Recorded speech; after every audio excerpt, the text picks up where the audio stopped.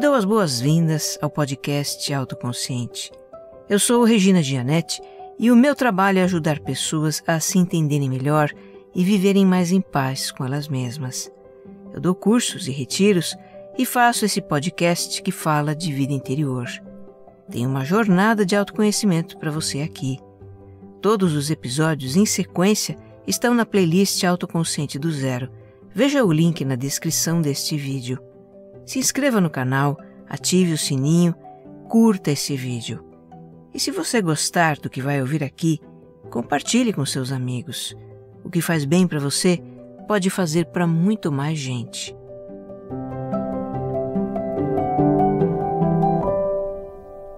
Episódio 154. Entregar é uma opção.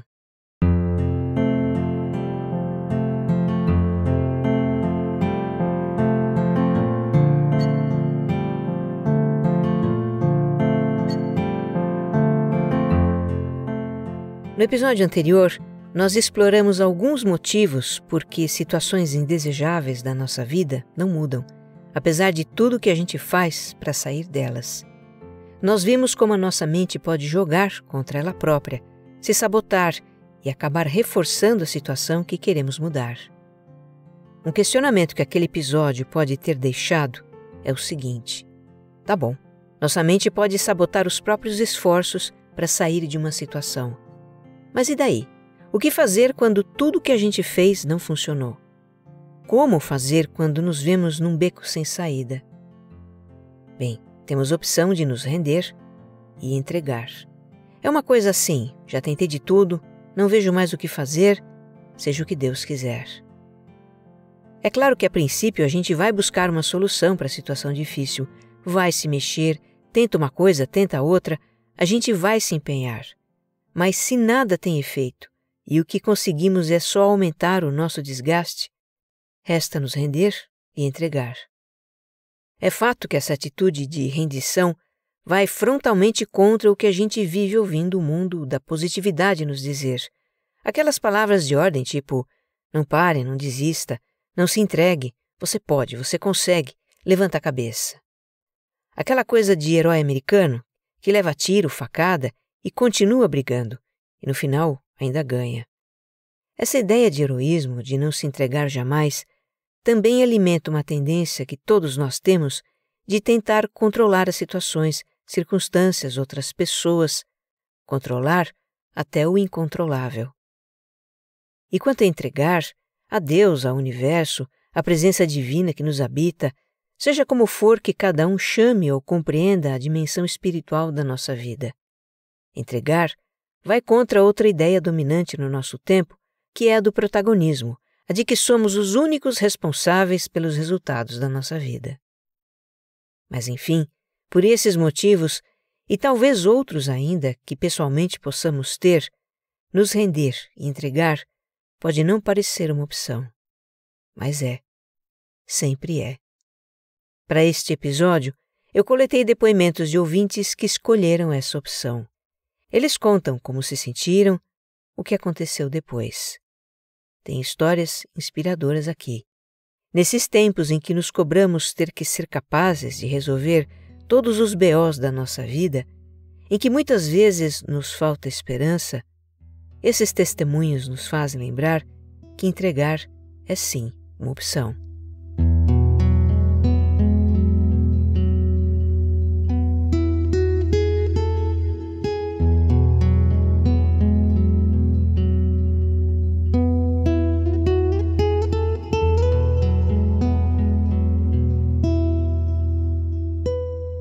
Esta aqui é a história da Daniela, que num dia comum da sua vida acordou cheia de planos e à noite foi dormir extremamente preocupada, pensando em como iria viver a partir dali. Naquele dia, sua mãe teve um acidente vascular cerebral, um AVC, que comprometeu 40% do seu cérebro. Ela conta: filha única, com um bebê de 1 ano, eu fiquei sem chão, sem saber o que fazer. Minha vontade era sumir e aparecer quando tudo estivesse resolvido. Tive o apoio dos irmãos da minha mãe somente dentro do hospital, revezando na companhia. Minha mãe não falava, não sentava, usava sondas para alimentação e urina. Ela conta. Depois da alta hospitalar, não podendo mais contar com a ajuda de parentes para o cuidado com a mãe, a Daniela a transferiu para uma casa de repouso. Veio a pandemia e por semanas ela viu sua mãe apenas pela janela da casa. Mais tarde começaram as terapias de reabilitação e a mãe foi voltando a se alimentar, a sentar, a entender o que havia lhe acontecido. E aí a situação começou a ficar mais difícil. Ela chorava por estar na casa de repouso. A Daniela diz: eu não vi uma solução para tirá-la da casa. Me faltava o apoio de pessoas, apoio financeiro, pois a minha mãe não tem autonomia para atividade nenhuma, por mais simples que seja. Entreguei nas mãos de Deus e pedi muito por ajuda para encontrar um caminho, porque eu não via solução. Um tempo depois, uma mulher que casualmente havia ouvido a Daniela falar por telefone com a mãe e percebeu sua aflição, essa mulher se aproximou e disse que a filha estava voltando de um outro estado, precisando arrumar emprego, e que ela poderia ajudar a Daniela nos cuidados com a mãe. Pois a Daniela conversou com essa moça. As duas se entenderam e não é que deu certo. Um ano depois do AVC, os caminhos se abriram. Minha mãe voltou para casa feliz da vida. Temos pessoas de confiança que me ajudam nessa tarefa árdua. As contas foram se adequando. Meu marido me apoiou na virada de vida que tivemos que fazer e aceitamos. Ganhei mais uma filha que depende inteiramente de mim, diz a Daniela. Impressionante, né? A ajuda se apresentou a ela, literalmente. E deu certo, de cara. Não é simples arrumar alguém que cuide de uma pessoa idosa e dependente. Mas quando a gente entrega, o improvável pode acontecer.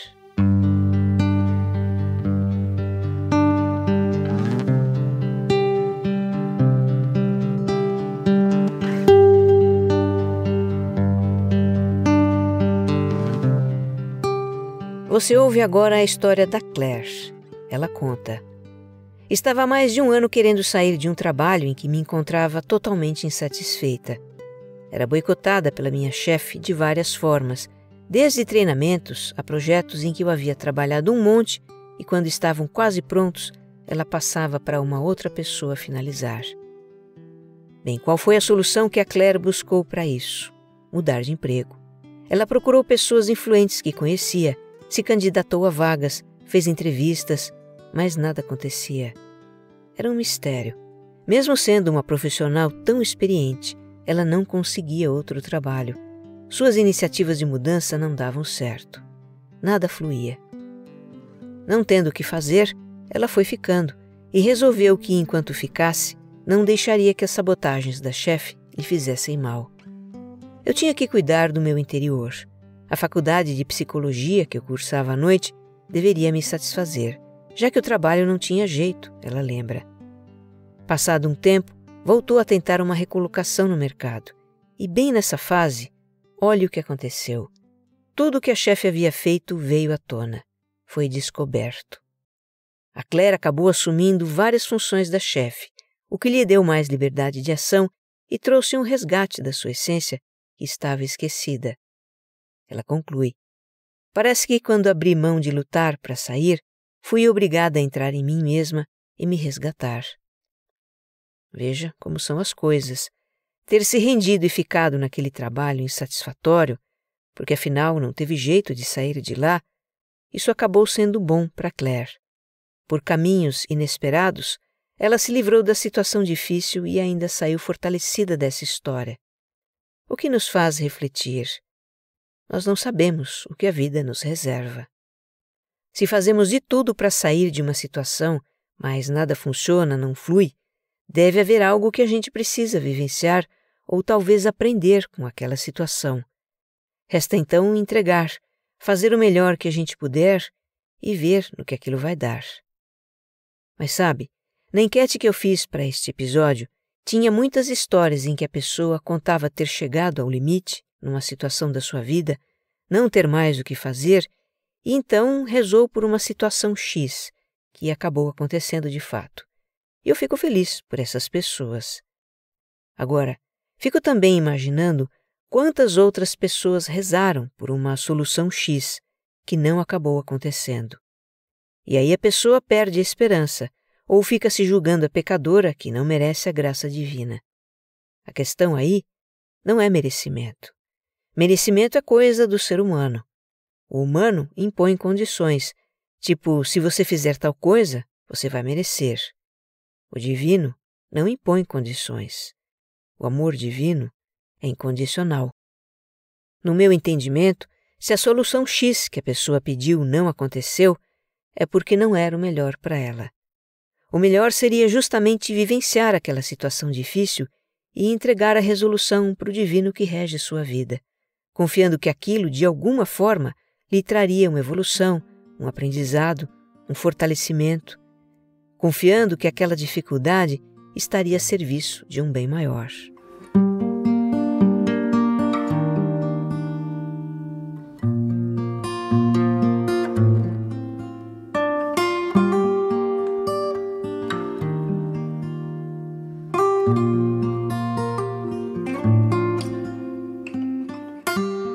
O entendimento de que situações difíceis podem trazer um bem maior nos ajuda a passar por elas. Essa é a experiência da Marie. Ela conta: o ano era 2021. A pandemia ainda estava em plena força quando recebi a notícia de que estava sendo demitida. Na hora pensei: meu Deus, o que eu faço agora? Tive uma sensação de que não havia chão embaixo dos meus pés, como se a alma tivesse saído do corpo, dado uma boa olhada ao redor e voltado com o seguinte esclarecimento: se isso está acontecendo em meio a tantas coisas ruins, só pode ser uma coisa muito boa. Só vou me desesperar quando realmente for a hora do desespero. Ela passou os 4 meses seguintes procurando trabalho, sem sucesso. O período do seguro-desemprego estava acabando, e nada. Todos os dias ela respirava fundo e dizia para si mesma: calma, confia, vai ficar tudo bem. O modo desespero estava prestes a entrar em ação, quando ela recebeu a mensagem de uma antiga amiga com quem há tempos não falava. O que queria a amiga? Saber se a Marie tinha interesse em uma proposta de emprego. E era tudo de bom: trabalhar menos dias na semana, com todas as despesas pagas e ainda receber mais do que no antigo emprego.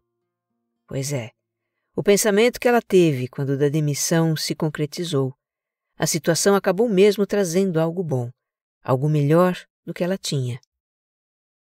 Já na história da Paula, o bem que entregar lhe trouxe foi o resgate da relação com o filho e com uma parte dela mesma. Vivi muitos conflitos com meu filho, não aceitava as escolhas dele. Eu estava sempre interferindo e prevendo que suas opções dariam muito ruim. Até que percebi, depois de muito sofrimento, que chega um momento que os nossos filhos têm que enfrentar as consequências das suas escolhas, e que a mim só cabia orar por ele e me mostrar disponível quando ele precisasse. Ela então entregou, parou de brigar, e ao discordar do filho, era sem gritos, sem afetações. Isso foi mudando as reações dele. Vez ou outra ainda acontece alguma discussão, mas o filho está mais aberto às opiniões e orientações dos pais. A Paula também mudou. Toda essa experiência a fez olhar para si mesma e perceber muita projeção. Ou seja, perceber que ela projetava no filho, ou via no filho, traços dela própria que não aceitava, suas sombras. Hoje me considero uma pessoa melhor e tenho por certo que estou criando boas memórias com o meu garoto, ela diz.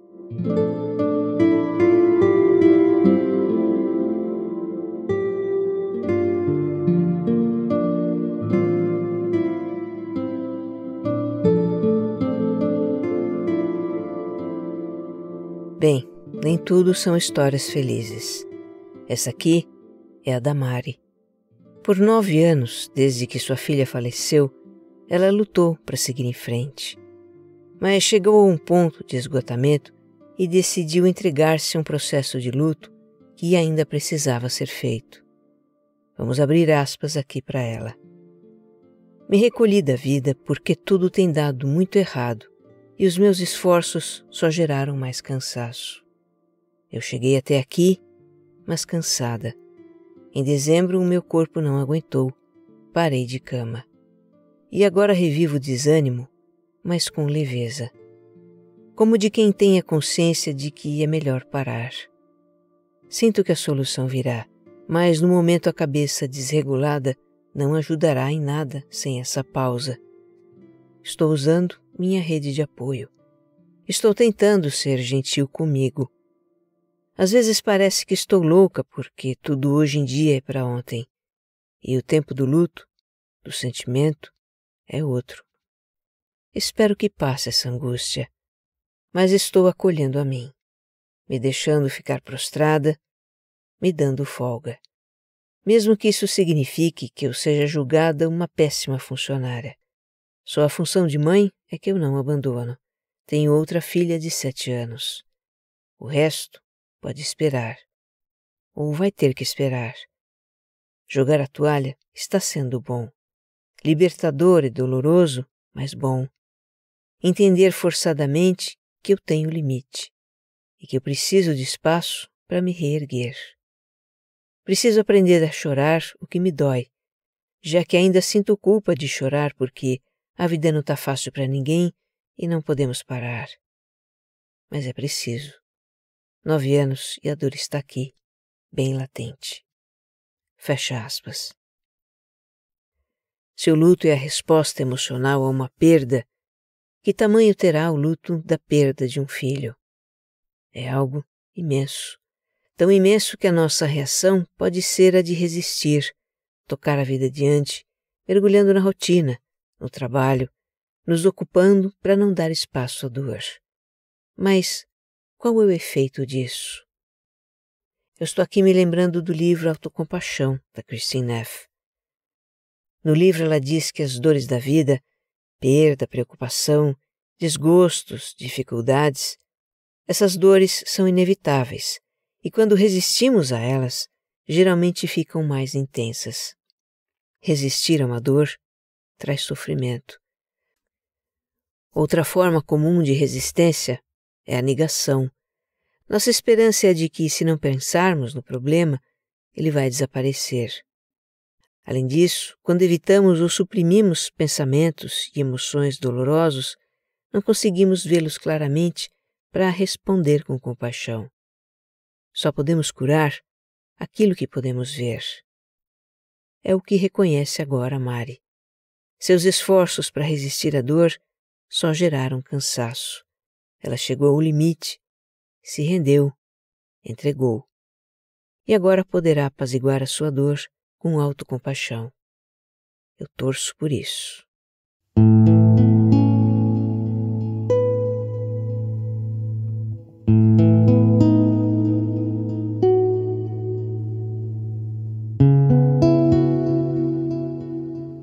Quando nos vemos sem saída, sem recursos para enfrentar uma situação difícil da nossa vida e entregamos o desfecho dela, não podemos saber como nem quando a situação vai se resolver ou mudar. Mas há um efeito que podemos logo sentir, o alívio de um peso. Ouça a história do Sebastião. Tempos atrás, ele passou por uma revolução em sua vida. Era um momento de recomeçar. Mas ele não pôde evitar dificuldades financeiras.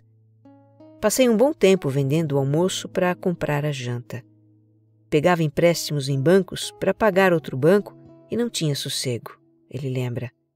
Num dado momento, o Sebastião não suportou mais fazer isso. Jogou a toalha. Parou de fazer dívidas para pagar dívidas. Seu nome ficou sujo, mas por estranho que pareça, ter essa atitude de entregar tirou um enorme peso das costas.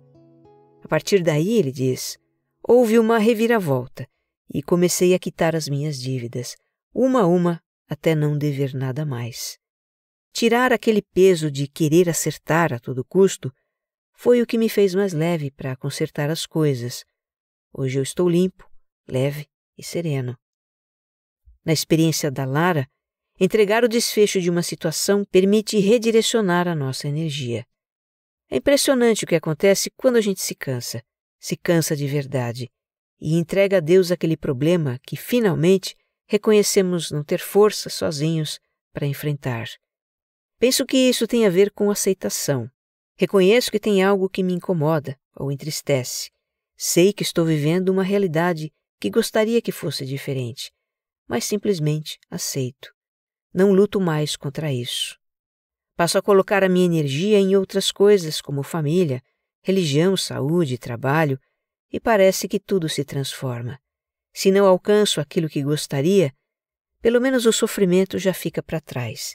E isso já é um ganho enorme, ela diz. Já a Adriana entendeu que quanto mais preocupada e focada ela ficava no problema que se apresentava em sua vida, mais distante a solução parecia para ela. Isso quando não se sentia completamente confusa com as muitas opções de solução que vinham na sua cabeça. Hoje, mesmo ficando um tanto ansiosa quando surge um problema, ela toma distância para enxergar a situação por todos os lados e ver se é o caso de agir ou entregar e deixar que o tempo haja.